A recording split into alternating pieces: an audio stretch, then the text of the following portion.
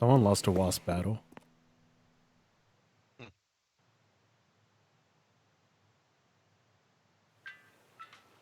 What the? Nutty?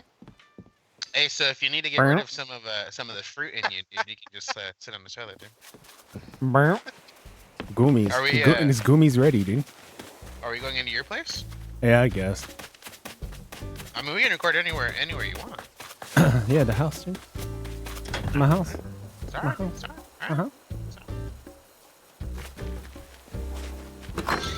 There's no seats. There's only one bed, so.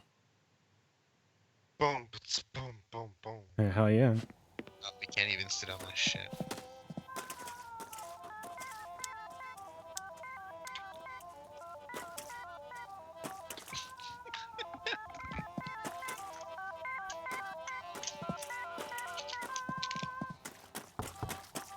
Ooh, nuggets. You put the whole entire Godzilla in his fucking room. Why not? Wait, is that the rocket that you're supposed to use to make the robot? Maybe. Maybe. What Damn, fish is this? You got rooms? Is this the end game? What fish is this? It's top secret. You haven't heard him talk about it on his It's stream? it's my Twitter thing, dude. Look at my Twitter. I guess I haven't seen your Twitter thing. Look at my It's Twitter. his new life goal. Yep. Goals. Okay. Oh my god, I love the wallpaper. Oh my god. Let me see. The star one? Yes. I like this one. So I have this wallpaper if you guys need it. The cherry. I think I have the cherry one. No, I have the cherry flooring. I have an extra one outside on my beat. Okay. I'm ready. You guys ready? Ready. Yep. So we do weekly chat, then the Valorant Beta, and then Quibi? Quibi, yeah. And then Jang's. What?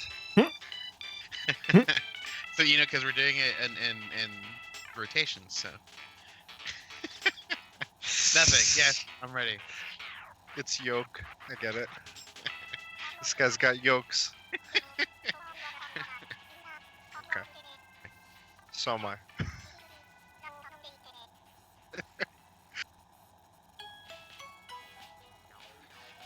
Oh.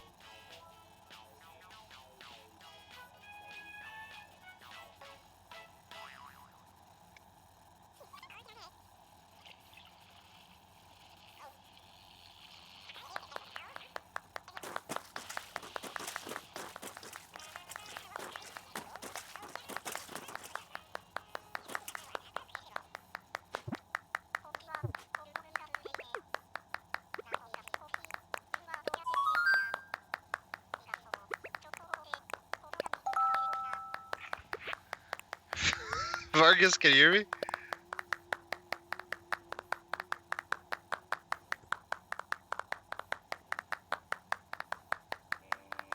Can you guys? Nani? I have going.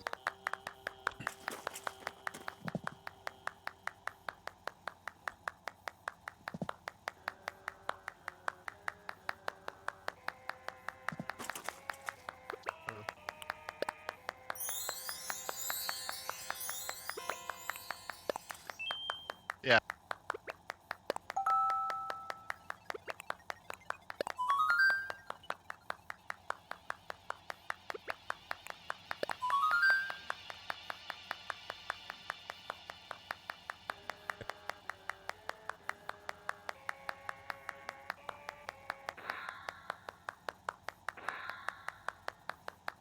Hmm.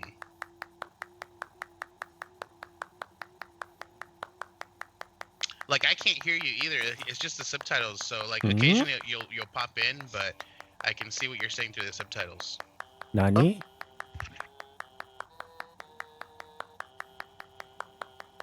Skype is garbage. Garbage. I Discord or Discord? I'm down for Discord. okay, I'll get off. Well, I this. can hear you now. Yeah, I don't know what's going I- on, but it's gonna mess up eventually again, Pro. Yeah. Let's try. Discord. Okay. Oh, that's too funny just now. Okay.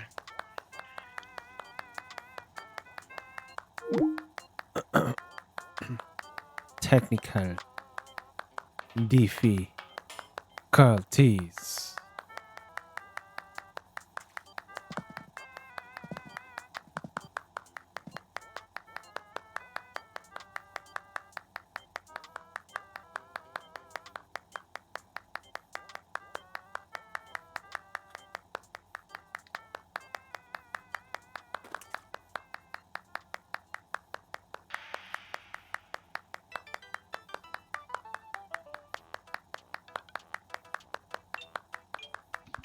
Nani? Hello. I can hear you guys. Can you guys hear me? I can hear Nani? you. I can hear you. And Jang sounds clear. Nani? It's like a beautiful voice. Nani? Alright, should we try this shit again? So I've been streaming already. That's cool. Only? I apparently haven't stopped recording, so let's start a new one. Wait, can you hear me? Can you hear me? I can hear you. Yes. Yes, I can hear you. It just auto updated itself for some reason. Okay. Alright, well, I'm ready when you guys are. I just want to check. Is there a way I can?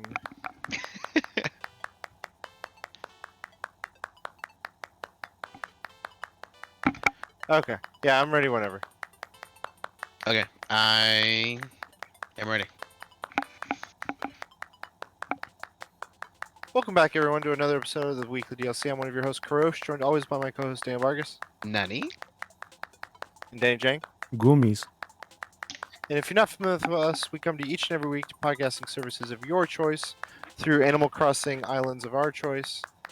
To each podcasting service on Monday mornings or midnight sometimes. Nerdy stuff, comics, games, movies, pop culture, everything in between. And we have fun. We hope you have fun. We hope you stay safe while you're having fun during these quarantine times. This is episode 166. I think the third or fourth one during the quarantine now. Two more. Has it been that long?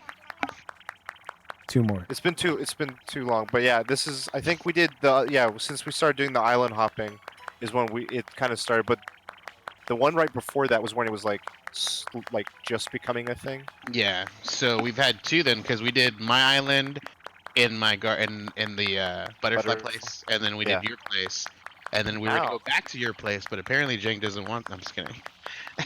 Now some of us had dreams that I thought we were doing rotation. We are. I for some reason I thought it was back to me again, and so I was saying like I don't really want to do mine because I don't have anything done yet. I see how it is. You were making too much sense, Jang. So I see how it is. But yeah, this is episode 166. Thank you for joining us. If you're familiar with our podcast, you know what to expect. If you've never tuned in before, welcome. We hope you enjoy. Let us know what you think. Leave us a review, rating anywhere, SoundCloud, iTunes. We'd appreciate that. And guys, it's been a week. We're in April now.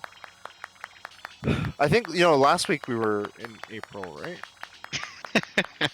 But I mean, it's just like it was like the just beginnings of April, so like I don't know. It hasn't set in that it's April.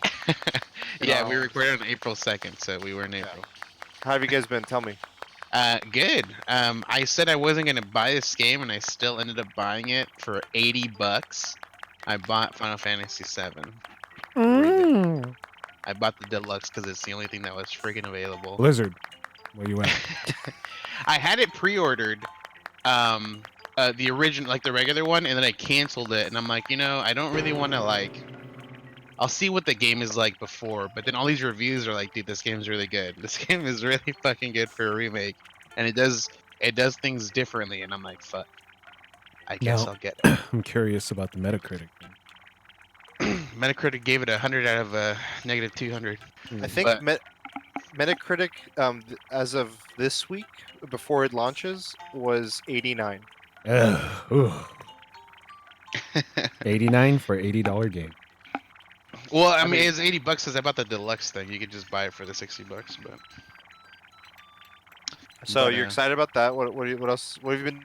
Well, I gotta doing? wait till the 14th for it to come in, so I can't even play it now. But other than that, I went back to Greedfall. I've been finishing up that game, so I'm still in the middle of that. It's still a really good game, man. It's a really good storyline. I recommend it to people that like The Witcher 3 specifically, because it plays very similar to that, and it's got like a big open world kind of like that too. Okay. What else? I've just been playing Animal Crossing, just trying to do all my daily stuff. I apparently had missed a day and I didn't realize it. Talking to the kiosk, so I missed my full Your daily thing. 300. Yeah, I guess it's a thing where it's like I rarely do that one. The only reason I go into it is to buy the KK Slider songs. Yeah. And Yeah. Jang, are you moving your Switch, brother? Oh, I'm eating. Hold up. he's enjoying his food. Mukbang podcast. But what is it? The KK Slider songs. Yeah, I usually buy those. I mean, I'll check the fences too if I get one that I like, and I found one that I really like. I just gotta start having the moving tools, which I don't have that yet, and I gotta start getting on that soon. The moving tools. The tools that you can use to like landscape essentially. Oh, the terraforming stuff. Got it. Yeah, terraforming stuff. So waiting on that. Other than that, I've been watching, or I've been putting like. I'll set it in the background like Valorant streamers to try to get the beta key. The drops. Yeah, the drop. Dr. Disrespect. So there's that. That's it for me though. Okay. Jang, what have you been up to? What's in my room is what I've been up to. You've been hunting. Damn. Hunting. So what are these? Hunting. For the audio listeners, what is in your room right now? So it's called a barrel eye fish. Oh, that's a barrel eye fish. I didn't know what it was until I saw a tweet from 39 Daff saying, "Oh, I caught a barrel eye fish off stream." I was like, "What the fuck is this?" And then it's a new fish because it's brand new to this game. It's real. It has like Rare. Yeah, it's fucking rare. It's all year long. This thing comes out all year long. I didn't know that. Yeah, I thought it was just this month because I saw you starting to catch it this month. I didn't know that this was the same fish though. And I average about 2 per night. And sometimes I miss it. Like I can tell that it was a barrel eye because usually rare fish, they bite real quick and they leave. So yes, it's been rough and it's kind of getting to me. Like I'm kind of getting burnt out.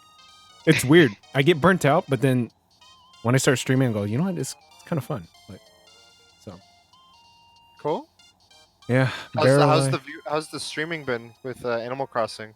It's actually pretty decent. What's crazy is, I don't know if it's because of the quarantine. I'm seeing viewers I haven't seen in 2 years plus. And it's like, really, yeah, it's really wow. cool seeing like old people that I haven't seen in a while. That's pretty rad. We started filming a YouTube video, which I was supposed to finish this weekend, but we're going to finish it this weekend for sure. Hopefully, quarantine. No, it's not a quarantine video, but I had to like with a drone. Yeah, so I did go. I like fucking walked into a ditch. And I was like, dude, I was afraid because there's a farmer, and he kept on like driving his tractor, going back and forth. And I'm like, fuck, dude, this guy's gonna call the cops, but he didn't. You know, just filmed my shots. Bomb bounced. Yep. Nice. Yeah, streaming. That's pretty much it. Oh, I've been reading. Fuck. Oh, nice. Sixth Extinction. Yeah, I know I started it, but I didn't finish it, and I've been reading more and more of it. And I was gonna make a topic about the Sixth Extinction, but too real. Yeah, it's crazy. Living in it. I mean, pretty much, dude. I mean, they're saying like, like animals adapt very slowly, but sometimes there's like a cataclysmic event that happens suddenly, and like Yeah. it depends on like what kind of traits you have, whether you're gonna survive or not. And it's like, damn, you could have been good like this whole like whatever period you're in, and then something crazy happens and your superior traits doesn't matter anymore. And it's like fuck. I don't know. It's pretty crazy. But I might leave the topic for next week. Sure. That's it. Cool. For me, like you guys, have been playing a lot of Animal Crossing. So the latest things for me have been I just finished my last home expansion. I got the basement. I'm still paying it off. That's what, like 1.4 mil? No, that was the second to last one. Oh my! I paid that one off. It's 2.49 for the last one. If I didn't know any better, I'd feel like you were buying. No, so wait, quick. The thing up until April, I was just doing the Spider Island farming, and that was doing wonders for me. I could do a couple of those a night if I was really adamant, and I would pay it off super quick. The last one I'm not going to do because I screwed myself out of a lucrative investment because I paid it off, and I paid off a good chunk of it. I should have waited till I had the full amount because I had like 90,000 saved up for the 1.5 loan. Yeah. And I just paid it. I was like, you know what? This is just sitting here. I'm gonna pay off that portion. And then I went and got turnips. And it was the first time I ever tried this turnip thing that I've been just hearing about. I'd never understood it. Is this something that's been in the past games? It's been in the past, yeah. Yes. Okay. So for me, the turnip thing is it's like the lady comes on Sundays. She sells turnips at a set price, approximately like between 90 to 100-ish. Yep. And then every day from Sunday, the Timmy and Tommy will be buying varying prices depending on if you see them in the morning or in the afternoon. Mm-hmm. And every day it could go higher or lower than the previous day, or even in the same day it could go higher or lower. And people try to like check the market and like compare to people's islands and stuff. And sometimes you'll find an island that's like super good price. And I was like watching, that Austin Plays guy that I told you guys about. So I've followed him, and someone had replied to him saying, "Hey, I have really good prices. It's like 603 per turnip." And he was like, he replied, and for some reason it showed it to me on Twitter. It was like, "Hey, I'm good already. I've already gone to an island that had like 560," and he's like, "I got a big payout, but I'm sure people would love to like know your island." And she's like, "Oh yeah, I'll try to help out." So I look at her profile, and she had I was worried. I was like, I'm not even gonna bother if it's like a big following because those people just probably get bombarded. But she had like a moderate following, and I was like, you know what? I'll reach out. I'll try. And she just DMs me after I try. She's like, yeah, just here's the code. Come on. And I told her I was like, I only have like 3 stacks. I barely had any money and I got like 1 million. For 3 stacks? I think that's how it came out. It was if it wasn't 1 million, it was close to. Okay. And I was like, all right, I can't complain. That was a pretty good payout for what I tried. Hell yeah. I just felt bad that I didn't like have a full like storage worth. But she was like, yeah, if you could leave a tip, that'd be appreciated. And I was like, I gave her the bag that my character has right now. I was like, this is my favorite bag. I want you to have one. And she was like, that's really cool. Thank you so much. And she like throws it away in the trash. Like, she's like, what the fuck is like, this I shit? wanted money. Well, no, she was like, you didn't have to give me your favorite bag. I'm like, I don't have anything else to give you. So that's what I'm gonna do next time. I mean, you have money. I'm gonna wear Vargas's bag that he gave me. I'm like, yeah, it's my favorite bag. This is so he gave me his favorite bag too, by the way. So like. Hey, it's my signature. It's like what I have. You got to spread the brand. I didn't realize you were wearing it, Jang. That's cool. So what's funny is I posted that I got that like a screenshot of the price. I was like, oh my god, this is so crazy, and I didn't expect it to be as crazy a response as that. I instantly had like 50, 60 like replies, and that was the immediately, and then it just kept trickling, and I was like, I gotta stop this before it gets so. Like I replied to each and every one of them. I was like, sorry, I went to someone else's island. Sorry, I went to someone else's island. All Copy this stuff. paste, copy paste. And Now eventually, I you're on put a the reply list. to my. Huh? You're on the list. Like, avoid this guy at all costs. Well, now I'm thinking, I'm like, if I ever get good prizes, this is a great way to like promote our podcast. And you can Yeah. make money because people will tip you. They will like leave a portion of Well, what they made. Sure. My thought was instead of tipping me, I'd be like, could you please follow our podcast? No, just you could have like a sign in front of your shop that says "Follow the Weekly DLC," but it'd Yeah, be right. kind of weird. Right in front of Timmy and Tommy's shop, Yeah. I'd put the sign. Yeah, Or you could pin a tweet on your. that's true. Yeah, that's a good point. So that was funny. And then the other thing was one of my friends invited me to their wife's island, and she was having a meteor shower. Ooh. And so I just sat there for like 2 hours, just like wish, wish, wish, wish, wish, wish, wish. And I think there's a cap to how many stars fragments show up on your island. And the next day it was like, it was about 20 total star fragments. Wait, so it shows up on your own island too, even though you were on someone else's island? Yeah, the next day the star fragments will be on my island. Oh, I didn't know that. That's cool. Yeah, Yeah. so like they'll like come out again after you pick all of them up or whatever. Yeah, I just kept Yeah. going all day, like morning and afternoon, and I just picked up a bunch. I never got a large fragment, but I got I got 20 of the small ones. I was pretty happy. And you got like an Aries probably fragment. No, I didn't get any other fragment. I've gotten an Aries fragment and a large star fragment as well. Nice. Just one of each. You're gonna need They- those they're- fragments they're rare. to make the star wallpaper.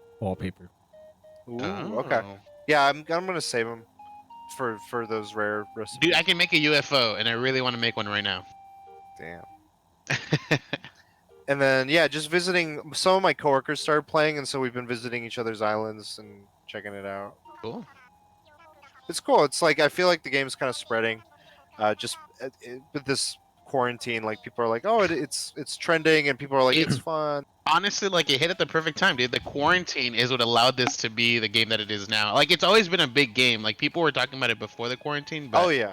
the quarantine is causing people that would have probably never played this game to play it Yeah, as and well. Switches are sold out. Well, coming back now, but Yeah, like I saw that there was reports of like Japan sales. The game has sold insanely well, but then hardware sales since the game came out, which could also be tied to the quarantine, have gone up 240%. Whew. So crazy. Yeah, it's wild. And then yeah, so that's Animal Crossing. The other game I'm playing, I finally started, was Doom Eternal. Nice. That game is a lot of fun. I've been playing on PC, so I have like all the settings on high. And then I was gonna play mouse and keyboard, but I've been trying to find an excuse to use my Elite controller, Yeah.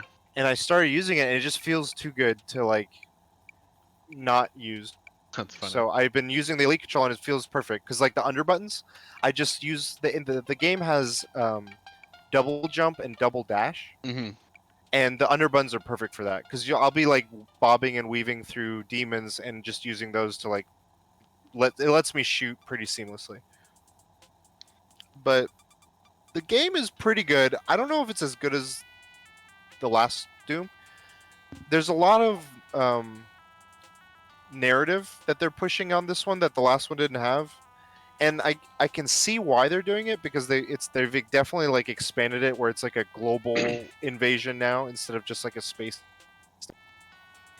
But it feels weird. I just want it like it feels like it should be very few words and there's a lot of people talking all the time, and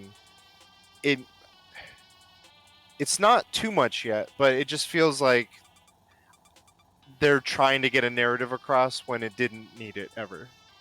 Like all I needed was that soundtrack, which the soundtrack's amazing on this one. It's just as good as the last one, Yeah. if not better. And the gameplay, like the actual gunfighting and everything, is fucking awesome. They added a bunch of mechanics that like they have like the regular shotgun, the modern one, and then they Yeah. have the dual barrel one. If you upgrade these, which they had in the last game, the upgrades unlock a final upgrade for each of them this time, which they did. And these upgrades are pretty cool. Like for the dual barrel, it has a hook chain, so you can you can do the hook chain normally, but when you upgrade it to the final point, it's sort of like a scorpion move where you like get over here, but Yeah. it throws you towards them, so you can use it sort of like a hook shot. Mm-hmm. Um, but when you have it fully upgraded, it like sets whatever you've latched onto on fire, Oh. and that fire can have AOE on surrounding enemies too. It kind of And each gun, reminds me of yeah, a 3D Easy Celeste. yeah, that's a good analogy, I think, because a lot of the levels they're definitely doing a lot of platforming in this one that they didn't do before because of the double jumps and the dashes, and like sometimes I feel like it's too much. Hmm. Like it's not a complicated puzzle, and like there's a few complicated puzzles and they're pretty good, but like sometimes I just feel like it's unnecessary redundant puzzles. I'm like, you're just filling in space. But it hasn't felt too long yet. Like I checked, I'm about halfway through, Okay. so I feel like it's keeping a pace pretty well. So that's been good. And then I've never played a Final Fantasy, and I'm actually interested in 7. So I'm gonna try it this weekend. Do you already have it? I've got the digital. Oh, nice. Hey, I didn't want to do it because how big is the download? hey. 80 gigs. Okay. I mean, I I have the space, so I just was like, yeah. I think even though I have the physical, or I'm gonna get the physical disc, I think the download is almost as big. Even Oh with the damn. digital disc, yeah, you still need something apparently to download, and it takes a while for it to download. Yeah, day one patches, maybe. But I'm very curious. I think I'm gonna give this an honest try. I want to have some thoughts on it next week, hopefully. But yeah, I've never played like a mainline Final Fantasy. The only I one I've put sunk any time into is Tactics. Tactics. I think the biggest thing about this one is obviously it's that like I mean it's similar to like a typical turn based. They changed up the fighting on this one specifically, but I think that's the biggest hurdle. If you can't get into that, you're probably not getting into the game in general. Yeah. Well, the combat is what intrigued me. Okay. And then I think I'll be able to get into the story. I know what to expect with the story. I've seen enough like what kind of style it is and stuff. I'm like, okay, I'm okay with this. I can get it. I can try it. Cool. Um, I have two more things. Sorry, a lot happened this week. WrestleMania happened, Hey, let me in. and it was two firsts for WrestleMania. One, it was the first time WrestleMania wasn't recorded in one night, Okay. and two, um, it was what's it called? It was the first time it was no audience and it was like recorded, pre-recorded, and both of those like made it a weird experience for the first time. Hold on, I'm trying to process what which part to go into first. Um, Do the first worst to part. best. So the two-part thing was kind of nice, but I would only say because it was a quarantine period, because it's normally an 8-hour thing, and that's long. But at least it's like I don't have to put aside an entire weekend for it. I just have one day that I put aside for it. Yeah. Um, the quarantine was like, oh, it's just like a few hours each night, which was easy. It's like, okay, we weren't doing too much anyway, so it was just like, hey, let's put it on. And I actually did like an online viewing with a friend to watch it, and it was pretty fun because we would like try to make sure that neither one of ours was delayed. So we'd be like, make sure one of us doesn't see the results before the other, and it worked out. So that had it been normal circumstances, I don't think 2 nights would have been a good idea on the same weekend. The second part, the pre-recorded, they didn't really take advantage of it with most of their matches, but 3 matches it did fucking wonders for. one sec. We got part. There's something going on in my place that is part of my second topic.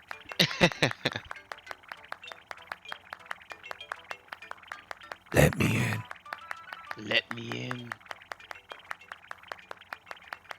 Okay, sorry. The 3 matches that it mattered was Randy Orton versus Edge. Edge had been retired and he came back, and they had like a last man standing match. And the way they filmed it was just this ongoing kind of like, imagine They Live but for 40 minutes. Like the fight scene lasts. It was a long fucking match, but it was just like them just beating each other throughout the backstage for 40 minutes, and like it ended with like them cry, like they were like emotional and like fighting each other. And they're like they're doing it out of care for each other, but they hate each other. I don't know. It was this like weird mixture of emotions, and it kind of worked because they have a long history together, and it had a lot of controversy. Like people were saying it was too long. People were saying it was too slow, and I can understand it, but like I thought it was different and right given the circumstances. The 2 main matches that were really changed because there was no crowd. They pre-cut a lot of it. They filmed it like it was an actual like film. One of them was AJ Styles versus Undertaker, and it was like Sons of Anarchy. Like they had cuts, like they would just show a biker coming across the highway. They were fighting in like a cemetery. It was kind of hammed up and cheesy, but it like it worked because Undertaker's a really really old wrestler now, and when he fights live, it shows, and it's like, oh, he's not this immortal like phenom. He's this like old guy now who can't do the moves as well. But with the edits, like they could cut away and have him health, and it would like his character would make sense because of like magic and all this stuff. Yeah. So that was cool, and it would set a good precedent. You're like, whoa, I didn't expect that match to actually be good. I was kind of just like, this could be whatever. The second match, which was like it blew my mind, was more of that, but like way less wrestling, way more narrative, and that was the John Cena versus the Fiend. Have you guys seen anything about this online? There was a lot of Twitter. Let me in. So the Fiend is this alternate personality to Bray Wyatt, who's been like this wrestler for a while now. One of the newer wrestlers, but he's been building in like notoriety. He's like this cult leader, and he's changed his like vibe from being just like a regular cult leader to being like a weird guy who lives in a cabin and has more of a horror vibe, to now the Fiend, where it's like he's suppressed his evil side to be another personality, and it's the Fiend, and then he has his main personality, which is Bray Wyatt, and he's sort of like a Pee Wee Herman.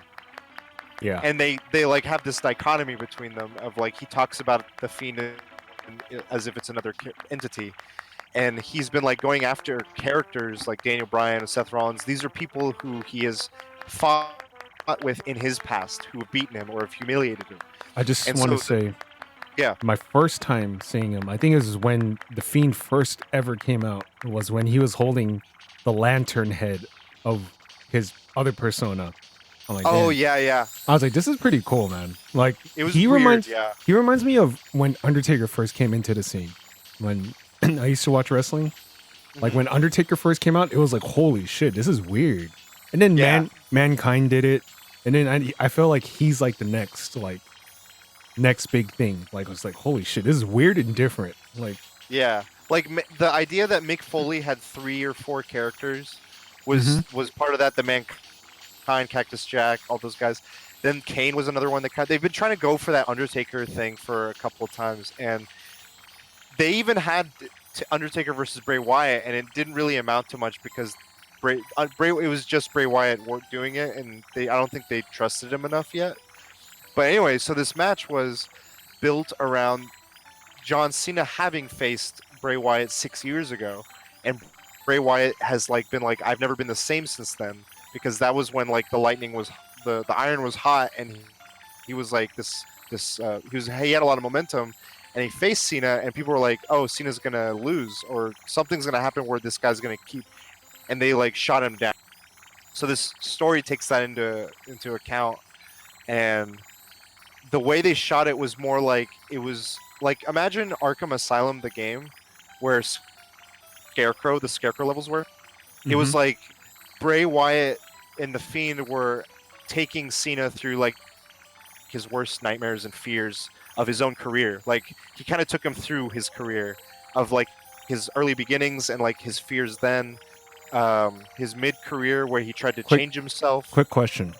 Yeah. Bray Wyatt did like a song and dance. Is that his ex-wife's song and dance? John Cena's? No. Okay. Oh, the You Can Look But You Can't Touch. That was her theme song. Yeah, he was talking about like trying to find stability and like a love or something to that effect, and like that was a hint at that. Like it was getting very meta with a lot of the things. Like John Cena's had a powerlifting muscle background, so that's something that like the old wrestling used to be heavily built on. And then all these things, like it was just like I implore anyone that is mildly interested to check it out, because it just was like this weird evolution of what storytelling through wrestling could be. It was like I was like, what is going? Like I was processing it for a while. So it was one of my favorite WrestleManias just because these new things kind of had happened, and I don't think they would have worked under other circumstances.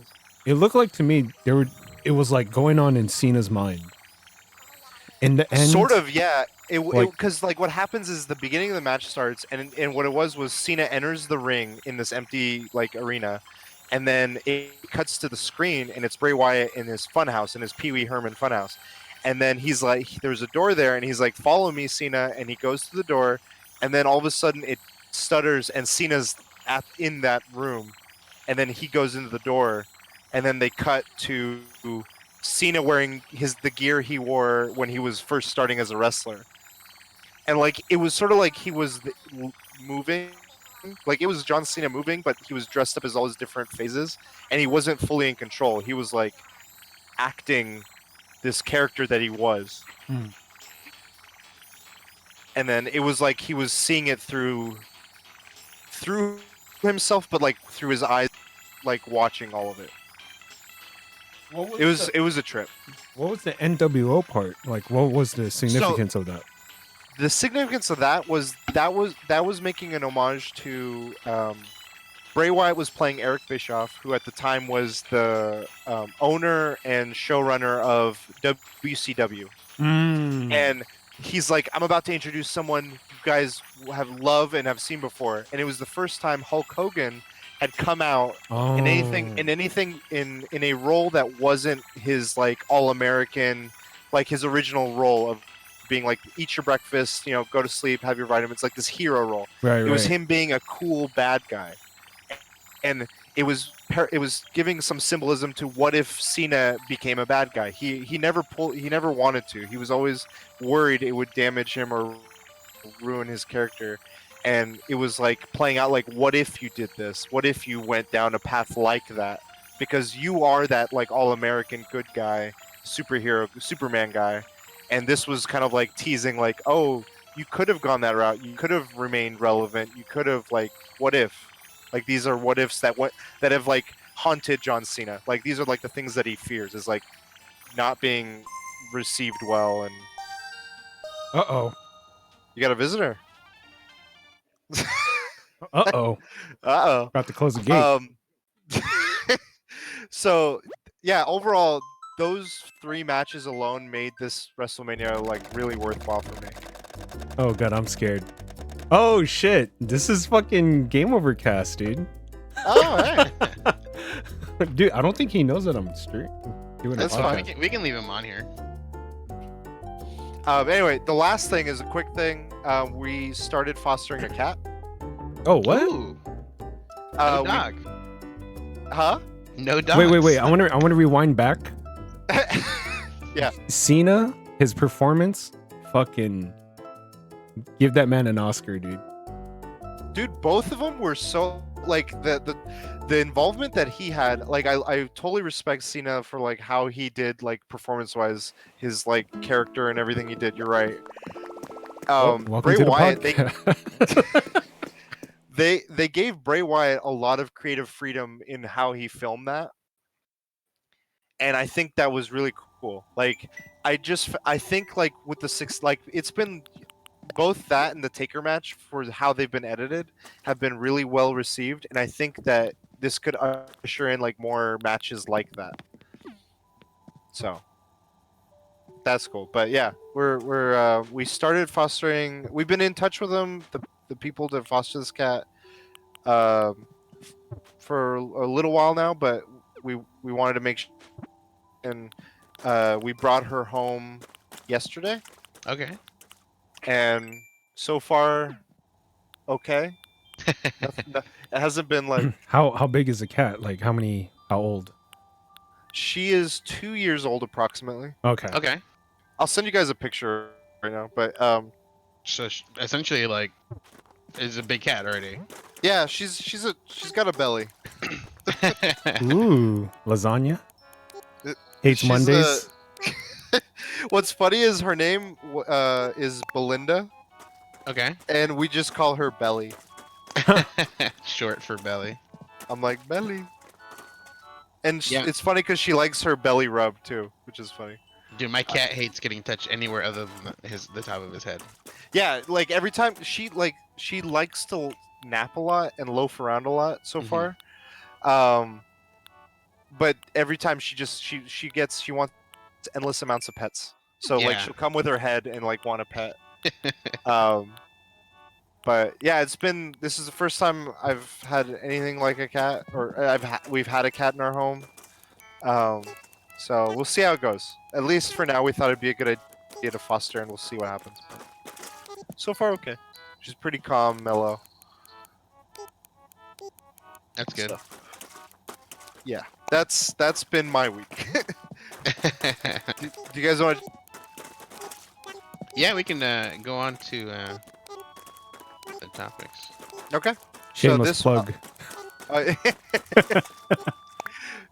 Shoot it out. Yeah, that's a good idea. DLC. There we go. So PS5, they've been kind of drip feeding a little bit of their news. Their first roundabout was that YouTube video of like their tech specs and all this jargon and stuff. They randomly decide this week on Tuesday, I think, to showcase the new controller design and some of its features. And have you guys seen it? I have, yes. Totoro. Totoro, yes. I wanted to just talk about what you guys have seen. What do you guys think about it? What do you guys want from it? What do you guys not want? Just give me your thoughts. Well, first impressions. I mean, obviously, it's very, very similar to past PS4 controllers, or PS4, just PlayStation controllers in general. Mm-hmm. I don't know. What do I want with it? I mean, they've said that. What did you think of it when you first saw it? Every time I see a controller, like, because we've seen multiple controllers, we've seen Xbox One controllers. My first thought was how did they design it to make it look like more modern? Like every time I see a controller, it always seems like they somehow made it look modern again, and I don't know how they do that. But I think part of it is just like slightly changing what it was, and no matter what that change could be, maybe that plays into it. I don't know, but I agree. It's like I'm always like, how did these things like feel more modern? But Jang, what did you think? I have no complaints because they did something that all controllers should have. What do I always complain about? How little they are. The Nintendo Switch one. Pro How big they controller. are. The drift control. No. Nintendo Switch, a Switch Pro controller. Pro controller? What have you complained about? The D-pad? Yes. It's desegmented. So Yeah. I have no fucking complaints. If that shit was connected, I'd be very upset. But I think it looks clean, it looks futuristic. I don't mind, like, you know how people complain about separated analog sticks or like not level versus level? Yeah. I don't. Yeah. It doesn't matter. Either or is okay with me. Yeah. Fix the mic thing, like connecting the mic, like fucks up streamers.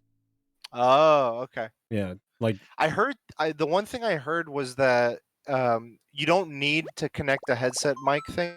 You can talk into the controller and it should pick up better. But I don't know. Like that seems like the basic solution, and those basic solutions never really like pan out too well.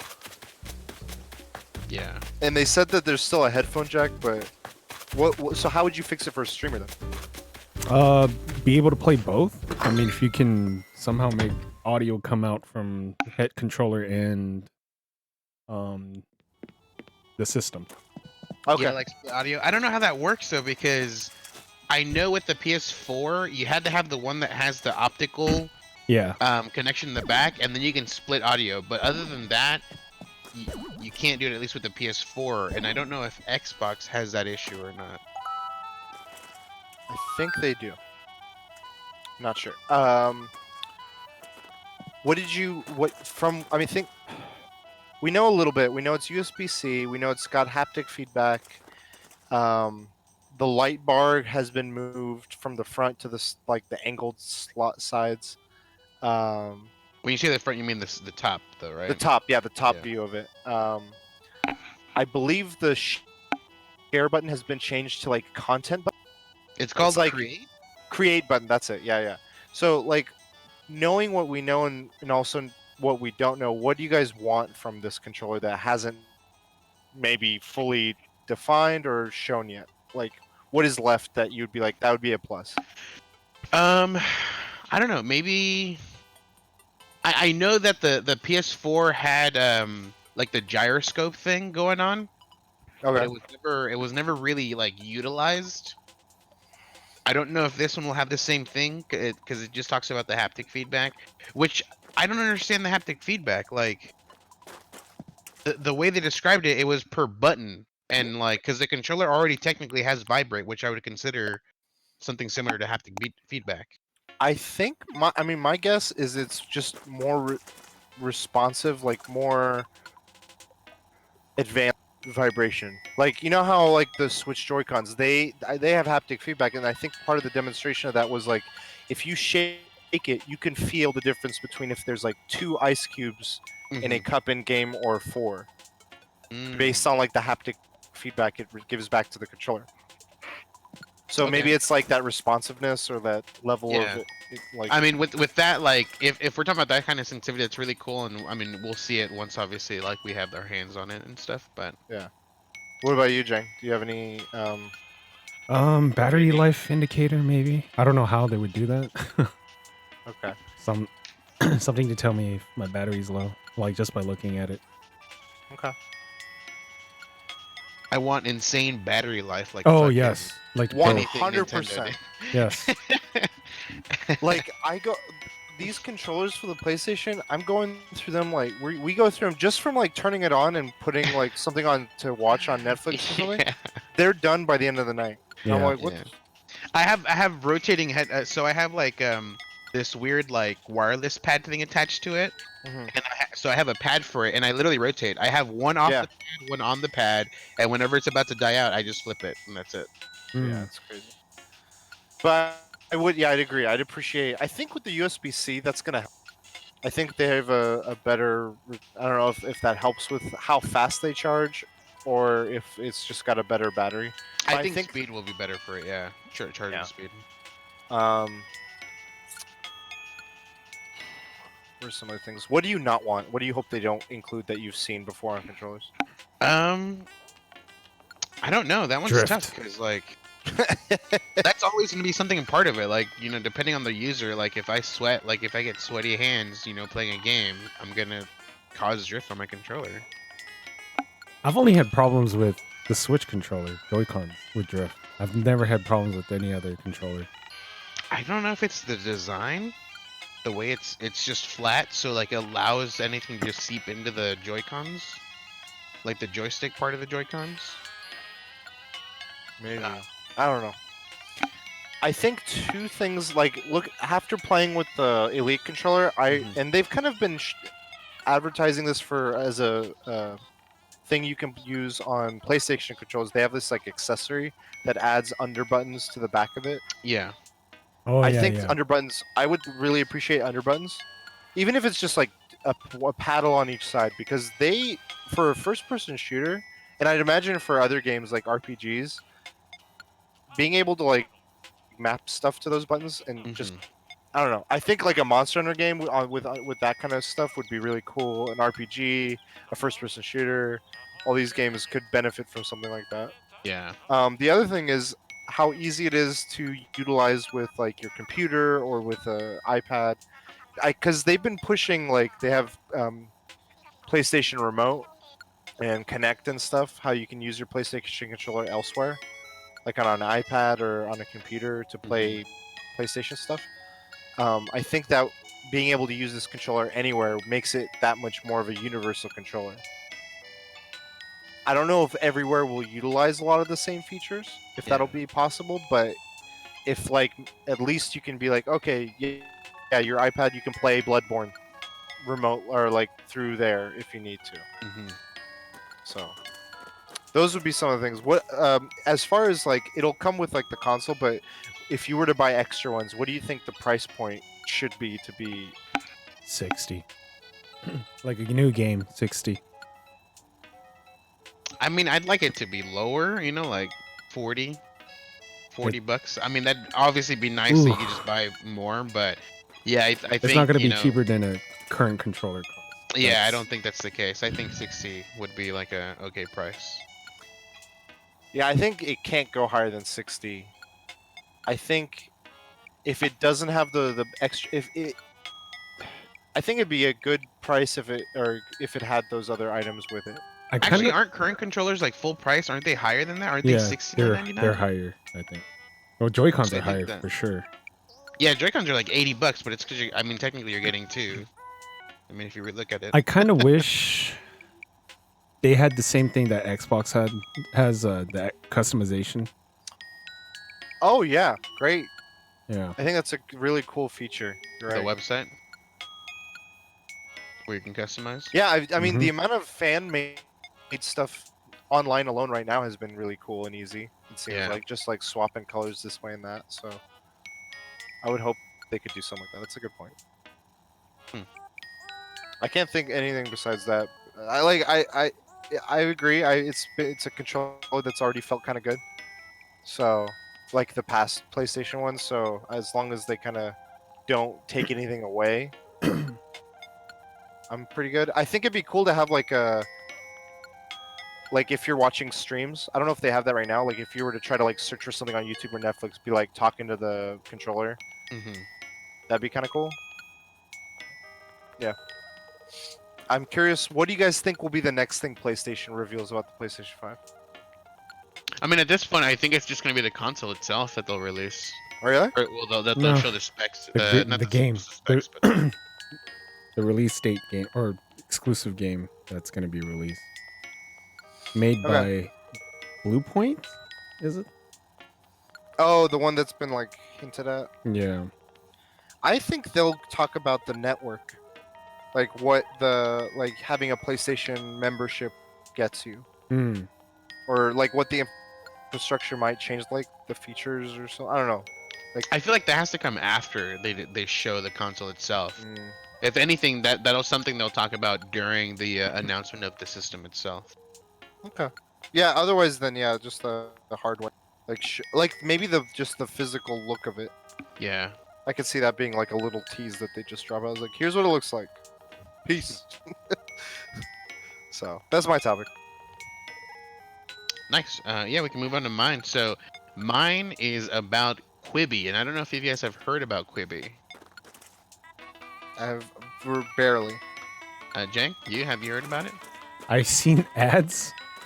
Yeah, so they've spent quite a bit of money on ads to try to promote this thing. So Quibi, first of all, it's created by let me pull him up here real quick because I don't remember his first name. It's Jeffrey Katzenberg, and if you guys don't know who that is, he's a co-founder of DreamWorks. Mm. So he's also a co-founder of uh, of Quibi, and so yeah, Quibi is a streaming service that's not free. It it's boasting that it's gonna do something similar to what what DreamWorks has done in the past with this, like its small. Actually, is it just DreamWorks that does it? The small little animations they do, like in between the, like Pixar. before. Pixar does it. Okay, sorry. So, but Quibi does something like that. So they're gonna show like 10-minute excerpts of things. So like if it's gonna be a whole movie, it'll be in chapters essentially. So you'll watch it in like 10-minute spurts to create a whole movie. They'll do like unscripted documentaries or just like shows that are unscripted as well. And then they're gonna have like daily essentials, which just will be like similar to like the news. It'll be like 5 to 6 minute episodes of just like the daily news that you have should be, or what's happening around the day essentially. Yeah, so the whole thing, it's a streaming service, will be $5 with ads or $8 without ads. And it dropped on the 6th, I think, of this month. Yeah, April 6th is when it dropped. And right now they're offering, like, I think it's over 2 months of free subscription if you sign up for it. I want to say it's like 3 months worth. Yeah, 90 days free trial for new users. But I don't know, like it's just it's got a different shows that it plans on doing. It there's no description on the shows, just the names, and it's got well over like 25 what it's going to consider as a variety of things, like the essentials, which is the news, the unscripted, which is like a thing between an unscripted show or a documentary, and then movies as well. I've seen commercials for Punk'd. What? Punk'd, Does it have Punk'd on is here? coming back. It's hosted Yeah, by Punk'd. It's considered unscripted and documentary within that like segment of their thing. yeah, Chrissy's Court. They got Nikki Fresh. They got Game Show, but it's pronounced, or it's spelled out Gayme. Hey. Fierce Queens, Dismantled, Chrissy's Court, which I believe that's Chrissy, the John Legend's wife, I think. Oh, okay. So yeah, like I mean, there's a lot, like there's a lot of money going into this, and I don't like. What do you guys think? Do you think there's like there's like a chance for this company? Do you think like there's a possibility that this can go big, or you think it'll just kind of like die out and lose what it has essentially? Jang, can I go first? I think. Do you know like how long these episodes are usually, like for the Quibi shows? Well, time-wise, so nothing's gonna go higher, like more than 10 minutes. So everything will be consumed in under that amount of time. I think it's gonna be a. I don't know. I think there's something missing for Gen Z, like shows that are only. I think 10 minutes is too long for them. I mean. Well, yeah, that's the maximum time, but I mean, like they're saying like the news will be like 5 minutes. Like if they have like a news segment, it's gonna be a 5-minute thing. So it doesn't have to be 10 minutes, but that's the maximum amount of time they'll allow a whole video to be on their thing. I think like they're. It's hard to say. Like this generation likes TikToks, and they're fucking short. They're entertaining. You know? Yeah, but there's something about TikTok, like it's made by people that understand their not understands their audience, but like they know what they want, and they are the same audience that's going to be taking it in, you know. Did With Vargas Quibi, leave? it's not the same thing. Vargas, did you leave? No, can you hear me? No. In Animal Crossing. Oh shit, yeah. Never paid attention to this thing. I was too into my Let me open the Quibi gate. in the Hold background. up. Oh, that's right, you closed it, huh? Anyways, yeah, like it's, I don't know, like I don't know if it has a chance. It's really hard to like really guess whether this will be successful or not, but I want to say it's not going to be successful. I want to say that there's been a lot of money wasted already on this app, on this streaming service. I don't think it'll be successful, but there's something missing. There's Yeah, I think there is something they're trying to fill like a hole for.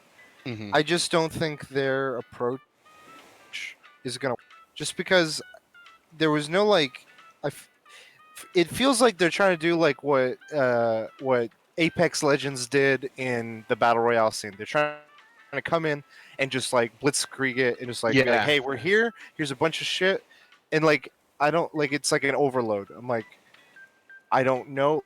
Like I'm looking at these shows and they all seem like I don't know. Nothing grabs me with any of them. I need right. They need to have like So, at least one that just grabs you. Punked didn't do it for you. I mean, just kidding, how is that? kidding. Like to your point, like you're saying Gen Z, like Gen Z won't know about Punked. Punked, yeah, it'll be a new thing. So it's like, what? I don't know. But like, I'm looking at a lot of this stuff, and it just seems like they're trying to do like what YouTube Red is, but like stick to like a format of like 10-minute things. Yeah. And maybe they were trying to, instead of doing it through an existing thing, they wanted to go through their own platform and like have this network. But like the other thing that I'm feeling, or I feel like a lot of people are feeling, is just how many subscriptions they have. Just this fatigue of like, I have Hulu, Disney Plus, whatever else, Netflix with family. It's like, here's another one. I think that's one of the biggest things with this is like I think TikTok wasn't like an overnight success. It took a while. It was a previous app that got bought out by a different app and then got changed into TikTok eventually, and it finally became. I don't know how it just became popular. It just kind of happened, but it's a free thing where people are putting in their own creative ideas. And for Quibi not to be free, for it to be a subscription thing, I think that's already going to stop Gen Z. Like, they're all about like free content. Like that's their biggest thing. That's it. I think that's a big thing about Gen Z is that they're the ones who are like sharing their subscription services to each other. You know, like that's one of the biggest things that they do. I mean, they could have. I think if they're that short of a show, they could have like had a Free format content. where, like, what if it's like 15-minute segments or something? Yeah. And what if the first 5 minutes of every segment is free? I don't know about that. I think what they should do, they should have shows that are free. Like you don't have to have an account or anything to watch them. And then there are shows that are part of the premium, like pay $5, $8 or whatever. Yeah. Yeah, I don't. I mean, looking at all of this, none of this even intrigues me. None of this goes like above like a piquing your interest. I feel like they need to have something that grabs you.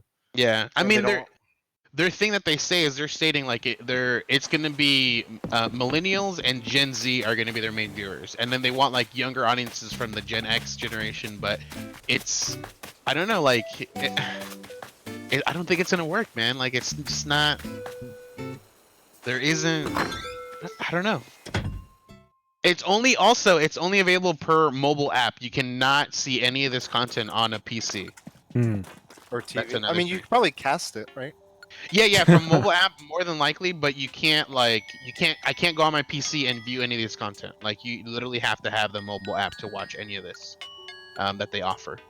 And I don't know if I feel like that's a huge hindrance. Like you should allow, even though it's going to be like little 10-minute stuff, I think having a really cool website would just only be beneficial. It can't hurt you in any way, other than money. I guess. Keeping it up. Yeah.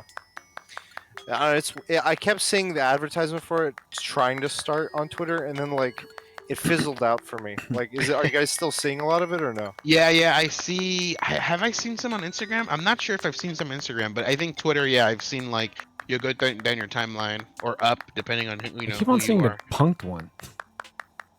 I think I don't know, because you just said it now, so now that it knows that you know about Punk, dude. Your phone knows, yeah. I think maybe if they like partnered with an existing social media, even like, you know how Instagram TV became a thing? Yeah. And it's found its niche. It's its own little thing. I don't know how big or small it's gotten, but I feel like had they like, this is like the Facebook's like platform for TV. And that's their way into it, because Facebook doesn't do this short flow content. It's kind of becoming like, I mean, I don't know how Gen Z is, but like I don't think as many of them are on that social media as much. Yeah. Or it's not as like relevant as it used to be, and that this could be a way of it refinding that relevance is by trying to capture some of that TikTok-esque-ness. I don't know. Like I don't know. just the fact that it's its own thing. I'm like, why? Yeah, it came. I mean, I wouldn't say it came out of nowhere. Like I have seen advertisements for this way before when. I didn't realize it had just come out, but I started seeing more and more for it now, and it's just like when I first saw it, I thought this was like a free streaming service. Like, hey, here, this is a way to stream certain things that are free online. And now that I know it's a subscription, I didn't even care for it then when I thought it was free. Now I know it's a subscription, and I still don't care about it. Like Yeah. I don't know. I don't know how it's gonna be. Yeah. Honestly, I do want it to succeed because I feel like this is a cool way to allow like writers, directors, or like small time people to like get like their foot in the door. Like it's only beneficial for these people. Like it's an easy way. Like it's, hey, oh, can I do like a 10 episode, 10-minute type thing, and it's like very simple. Like it's I feel like it's easy to write, just 10 minutes, you're only doing 10 episodes. Like it's easy to get in the door, create content, and then you get your name out there, and then you become bigger and maybe start doing a movie, start doing some shows on actual television. Yeah. I mean, there's been a lot of people that have been like, they made their start like directors, Hmm. and this could be like a platform for that. So Yeah. So I in a way I hope it succeeds, but I don't know. I just don't see it happening because it seems so weird, dude. They have a show with Jennifer Lopez in it. They have a show with Christina Teigen in it. Like it's just I don't know. It's gonna be so weird, man. yeah, So weird. so it'll probably be over before this quarantine. And if anything, this is its best chance, dude. When everyone's at home and they have to do something to watch something. I mean, the free month thing, maybe. Yeah, the free 3 months is gonna help it, but I don't know, man. I just don't know. But that's my topic. Okay. Jang. So there's this indie game coming out made by indie company called Riot Games. No, never heard of him. Yeah. So it's basically there's a game called Valorant that's been streaming and breaking records on streaming views. We all tried, we all got the access to the beta keys thanks to Wild Vargas, and we got our hands on it. No, we don't, but we're all trying to, get the golden ticket.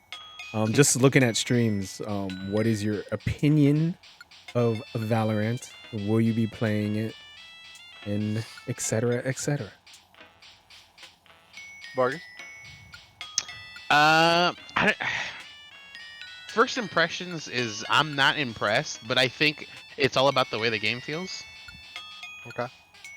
Yeah, I've been watching people, and people are comparing it to obviously the 1.6 Counter-Strike, which that was like peak-wise like one of my favorite like first-person shooter games. But I don't know. Like I need to play it to really know for myself if I'm gonna like it or not. For me, I mean, the first time we spoke about this was episode 161, where there was just like still Project A. There was like talk of this Riot game. Streamers had gone behind stage. They couldn't really talk about it openly, but they were excited to talk about it more soon. Now the beta's out.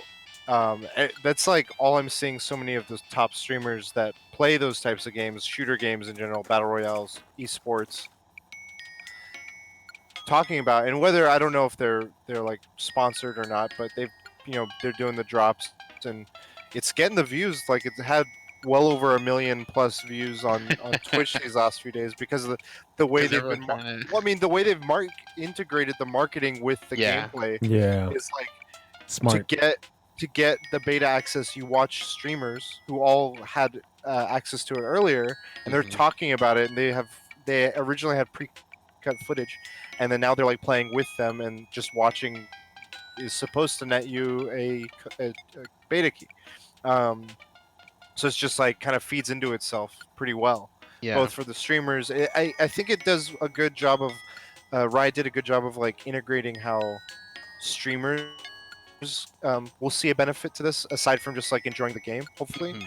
But like getting that viewership is a cool thing. Of like, okay, me playing this game also gets me people to like want to try to play this game. So that aside, the actual gameplay, like visually, I think it's got this nice spot of like feeling or looking like Counter-Strike, but having a little bit of that hero shooter feel. Mhm. Not to the level of Overwatch, but I think something that Overwatch suffers from as an esport, as a competitive game, which this is very much vying to be, is this competitive tactical shooter, is like to be able to explain this game and what you're seeing on screen and having it translate to your average viewer.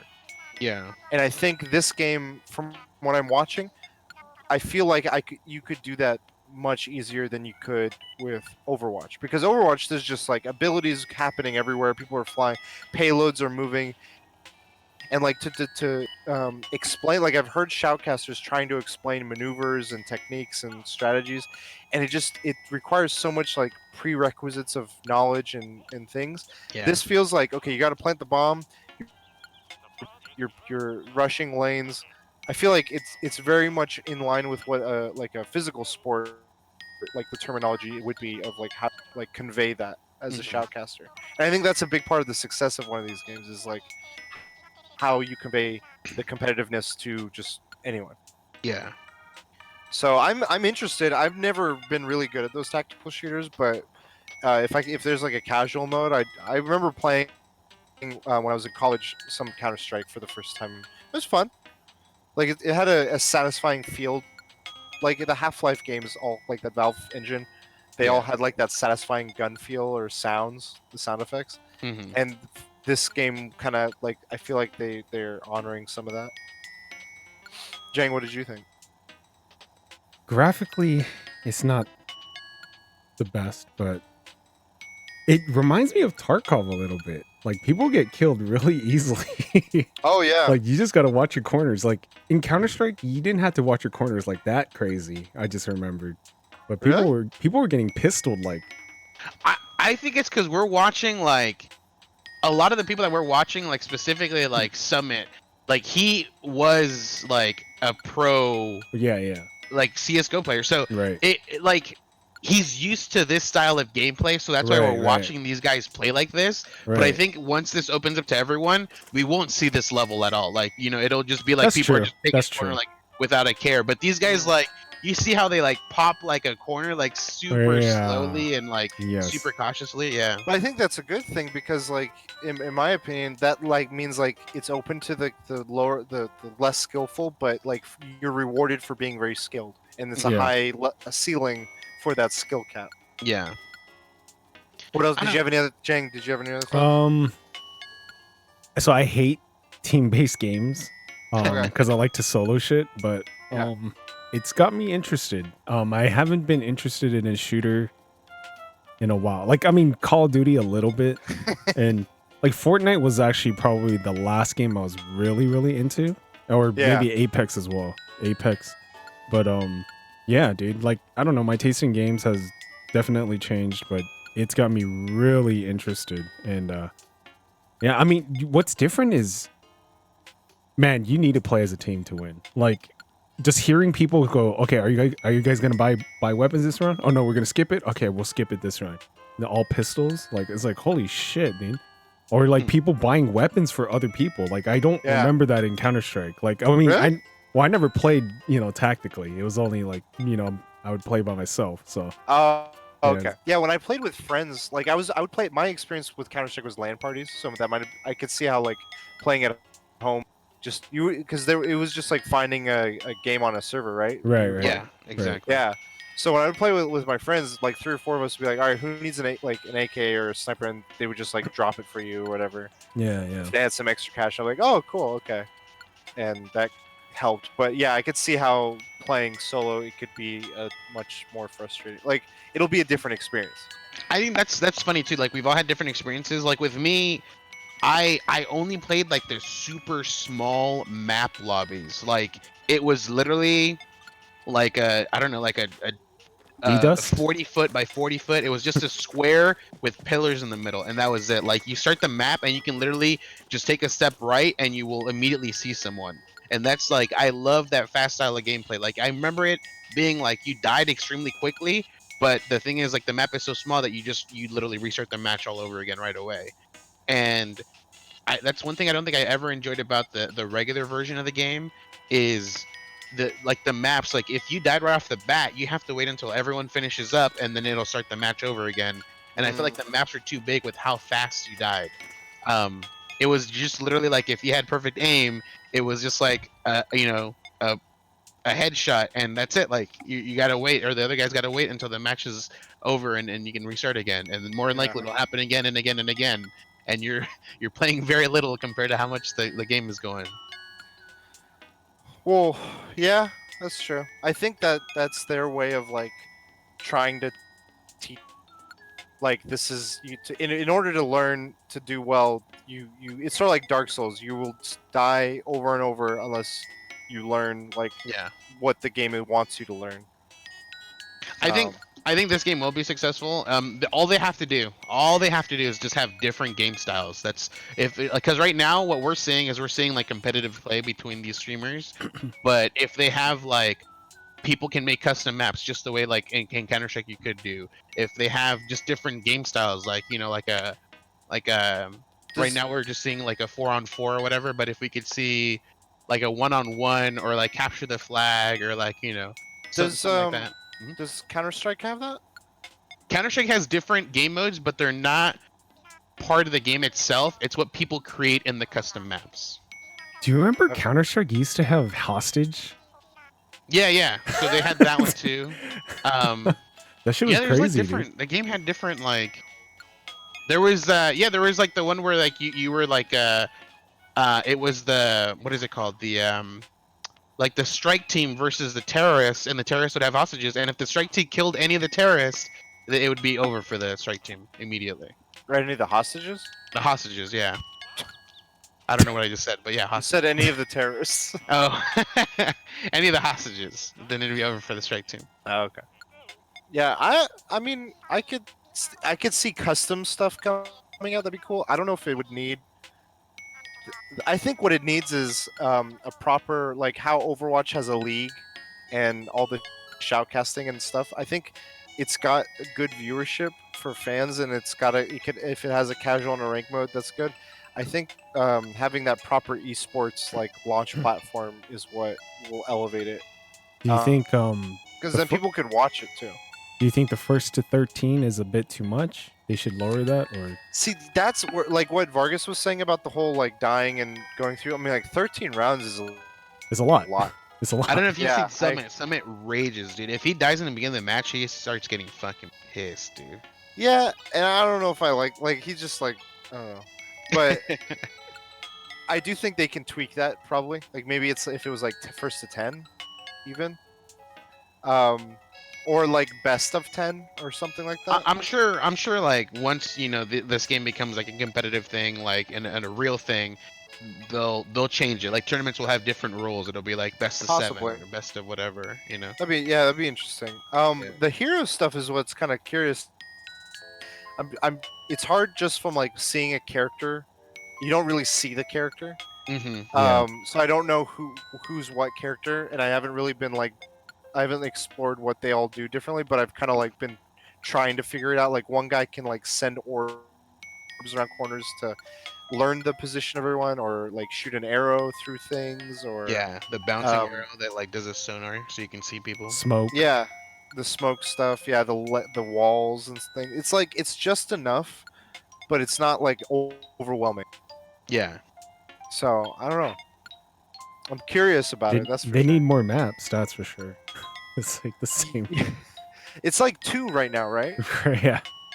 Yeah, they look familiar to like Counter-Strike maps. Yeah, they definitely do. I mean, obviously the game it's still in beta, but I honestly like I don't think a game like only having competitive gameplay will ever succeed. I think it has to have a mix of everything, and I think the competitive scene is what pushes a game to be better. But I think it has to have game types to have everyone kind of enjoy the game in their own way. As Sure. opposed to just because if it's always competitive, like if that's the only type of game that the game is gonna be, like I'm not gonna enjoy it. I'm not gonna want to play it. Like I want to play casually just with friends and not have to like It's have just a these game. crazy not have these crazy like 13 round matches with friends. You know what's Sure. crazy? I didn't want to watch it in Mixer, even though I wanted to see his gameplay. Like he's a beast. He couldn't convince you to go over. Maybe he's on Quibi. What if he's on Quibi? Shit. Dude, he said he's a player because of this game. But he put that on April 1st, so I'm like taking it with a grain of salt. So that I didn't realize it because a lot it's become like a joke now. People are like, dude, I can't believe like this game's gonna put me back in the competitive scene, and like they say something that obviously makes it seem like a joke. So I'm assuming it's just all kind of a joke, I guess. Maybe. I don't know. I think I'm not good at Street Fighter. I love watching Street Fighter in tournaments, and I'm hoping like because it's enjoyable to watch. You can see the psychology. You can see the comebacks. You can see the plays, and they like when it's evident like what the game is and what the skills are in order to perform those things. I think as a viewer they can be enjoyable. How do you think their fighting game is gonna be like? Man, that's curious. I don't know. Their card game comes out this month, right? At the end of this month. Really? Yeah, April 23rd, I think it comes out. Dude, right? It's fucking killing it. I don't know. I'm wondering if their fighting game, like, I'm curious what kind of style it'll be. Like, if it'll be 2D, if it'll be like Tekken, where you can like no, it's Tekken. Tekken, sorry. If you can move around in 3 dimensions, or if it'll be like 2D artwork or 3-dimensional models. Like, I think that's gonna really, if it's like a team-based thing, like a Marvel vs. Capcom or Dragon Ball Fighters. I think there's a lot of different like variations to the fighting game formula that they could do those and feel fresh. Yeah. I mean, something that we don't see, but I'm hoping like stays true is the infrastructure for this game. Is like they've been touting like how well they're, because they want it to be competitive, how well they're safeguarding against like cheats and hacks and like keeping the ping low and like all those things. I mean, it's something that like Steam has already taken care of like long ago. They've got like their Steam anti-cheat thing, which works really well. Like if you're playing on a server that has it active, like you won't see any cheaters essentially. I don't know. I've just heard a lot of shooting games like across. I don't know. People will still find a way. Yeah, but caught. Like I just mean like even if it's not the cheating part, the ping part, like trying to ensure as much of like a lagless, like smooth experience.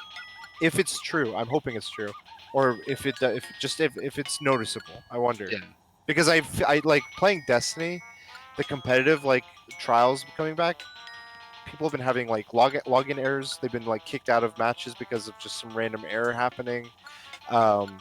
Cheats have been like running rampant, and they're trying to like lock them down. So, I'm sure it's happened in Fortnite and some of these other games, and they have like big money pool tournaments. So it just like ruins the credibility of those competitions when you're like, oh well, a cheater could just win. So, like even like I understand that people will always find a way to cheat, but like it's nice to make an effort to prevent that. Yeah. And it's gonna be an ongoing thing. So. Yeah. So I know Jang already brought this up, but like graphically, what do you guys think about the game? I don't mind it. Like I didn't going into it. Like I'm comparing it more with like a CS:GO and a Overwatch, where it's like it's got this cartoony but simple look to it. I think Animal Crossing has better graphics. So I don't know what it is, dude. Like I don't mind the graphics, but it feels like it's not complete. Like it could still be like early alpha type graphics for all I know, but it just feels like it's not polished up for some reason. I'm not sure why. Like obviously like we played Animal Crossing and I'm perfectly fine with this. I don't think this is like an incomplete style of graphic, but I watched Valorant and it feels like it's not completed yet, like graphically. Like it's still missing something. Like it seems too blocky. Like it when I'm looking at the maps, like it doesn't feel like it's been finalized. You know what it is, right? Animations and stuff. What is it? Uncanny Valley. Is it? No, just kidding. I mean, it could be. It could be like because I'm not used to the art style with the way the game is. Like, I think it's not done yet, but it really, like, graphically just doesn't feel like it's done yet. Like, it's not. It hasn't been completed. Like, there's something still missing. Yeah, I mean, again, to me, like, I think the gameplay trumps the graphics. Yeah. If it ends up going with a simpler or less impressive graphical view, if the gameplay is fun, then it's fun. Like, Yeah. that's that. I don't know, but I could see them like tweaking it because it could be like a little bit sharper or It like just little. feels very plain. Like, it's not that the graphics are bad. It just feels very plain. Like, there isn't enough going on. Like, there isn't enough color pop, or like there isn't enough detail in the like a crate or something like that. Like, it just feels like it's just a skin on something real easily. I don't know. Okay. That's kind of what it feels like for me. Okay. Cool. Any final thoughts?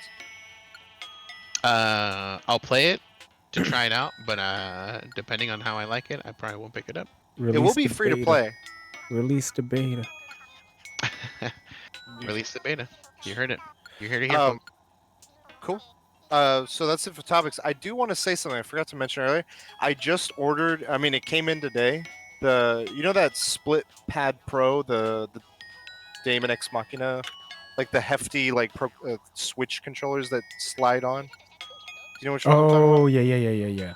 I know what you're talking about. I got them and I've been like using them right now. Tetris wins. They're pretty comfortable. Tetris wins. It makes the Switch look fucking big though. Episode 169. But yeah, I just wanted to throw that little sponsorship in there. So yeah, that's episode 166, guys. Where can people find you? They can find me on Instagram at thefulio365. Everywhere else at just thefulio. You can find me at TikTok at the Last Bosses. You can find me at Kujo Prime. You can find us all at the Weekly DLC. Please, if you're enjoying this, we'd love to hear what you enjoyed about it. Any specific topics, any specific aspects of it, or if you didn't like anything, we'd love to hear. If the sound quality seems weird, we've been trying the at-home setup due to the quarantine, so it's a little bit different than our usual level of quality, but it's still, I think, pretty good. But yeah, thank you again for joining us, and stay safe under the quarantine, and don't be rude if it's rude to decorate while people are in your village home. And yeah, until next time, we'll DLC. You later.